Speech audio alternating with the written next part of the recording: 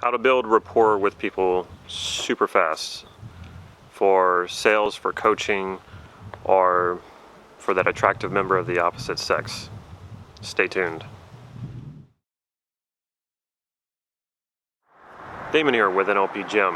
How to build rapport instantly using matching and mirroring.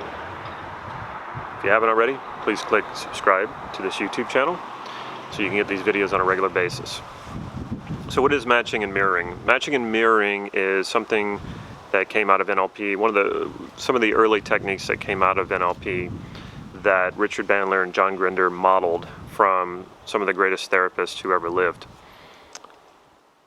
What is interesting about this is that today, with the advances in neuroscience is actually proving scientifically what NLPers have known since the 1970s.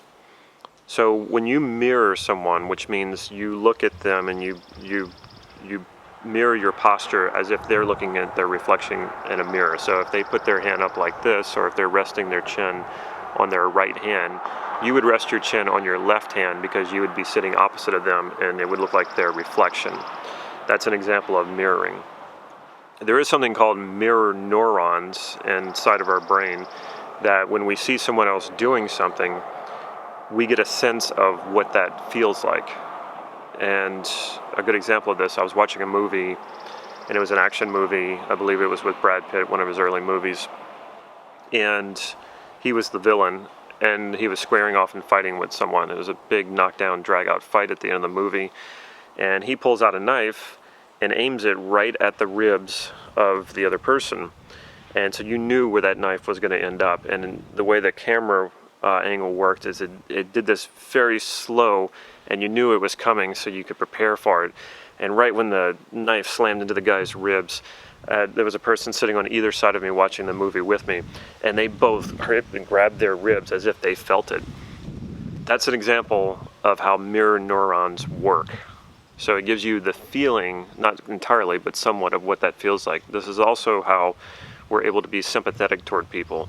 I know when I see somebody crying, I feel like crying, and that's an example of mirror neurons. So a similar thing is at play. When you mirror someone, you're building rapport, because rapport is actually, another word for it in this context would be familiar. When a person feels familiar with you, they experience rapport with you. How they experience that is if you're mirroring what they're doing. You're sort of stepping into their world, getting a sense of their world, and they're looking at you and seeing what they're actually feeling through the mirror neurons. So they feel comfortable with you. Now, if you do this in a way where you're trying to be perfect, they might catch on to what you're doing. So you don't want to be so perfect. The other bad thing about perfection is if you're trying to be perfect, it means you're putting too much attention on yourself. The attention should be on the other person. That's part of what makes this work. They feel that you're putting a lot of attention on them, and that feels good. Most people like that. Unless they have something to hide, they're going to enjoy that attention. So putting that much attention on them, noticing what they're doing, their posture, their breathing, that sort of thing, and emulating it or mirroring it will make them feel familiar with you. And this is the first step before you want to lead someone. So if it's sales, if it's coaching, or if you're a potential date, before asking for the phone number, if they feel very familiar with you, or asking for the sale, or getting a person to be more accountable in your coaching session, or to do something or to move them past a threshold, they need to feel comfortable with you, they need to feel familiar with you, they need to feel like they can trust you. Mirroring is very powerful for that. So what is matching? Mirroring is a form of matching. Matching is a little bit broader. So if I mirror someone, I'm actually matching them. However, so say a person is talking and they're using all these hand gestures. Well, if you start using these hand gestures and start mirroring them while you're talking to them, they're going to think that you're just messing with them, and you don't want to do that. However, say a person raises their hand like this and they're making gestures as they're talking. Well, if you raised your hand and scratched your head, now you're matching them. So you're not directly mirroring them, but you're matching. And you could even do it on the other side, so you don't have to directly mirror them. Mirroring also would be if I'm watching the person's breathing and I'm doing my breathing similar to theirs. The mirroring part would be my chest going up and down at the same rhythm as theirs. The matching part comes when it's that I'm matching the rhythm. And another way you can do this is if you tap, say, your hand to the rhythm of their breathing. Or if you slow down your voice, like I'm doing, and you make the rhythm of your voice or your words match their breathing. That can be very powerful, and it's extremely covert. They'll have no idea what you're doing. So matching is more about taking a rhythm and matching that. So matching is looser. It's not as exact as mirroring. An exercise that you can try is if you're naturally feeling a sense of rapport with someone, which you often will with friends or with family. Take a look at your body posture and compare it to the other person. You'd be really surprised that I do this with my closest friends all the time.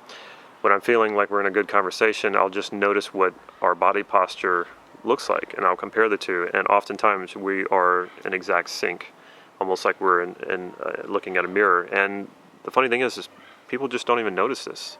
You can watch other people if you're out and about, maybe at the mall, at a restaurant, or even at a bar. Notice when you see people who are laughing and talking and having a good time, notice their body posture and their movements and their gestures. They tend to kind of flow with each other, and they look like mirror opposites of each other.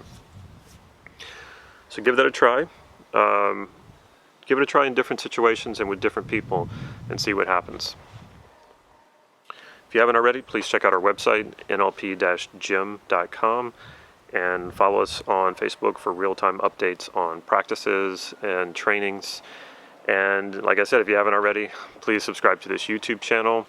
Also with our upcoming workshop that we have that I'm really excited about is September 16th, 17th, and 18th, and that is with Mark Andreas, the son of Steve and Connie Ray Andreas, who are legends in the field of NLP, and so I'm very excited to see what Mark can do. He's author of, I think, 3 books, and also a very good coach himself, and has been doing a lot of teaching lately. So check that out on our website. Also, you can find that on Facebook as well. Take care.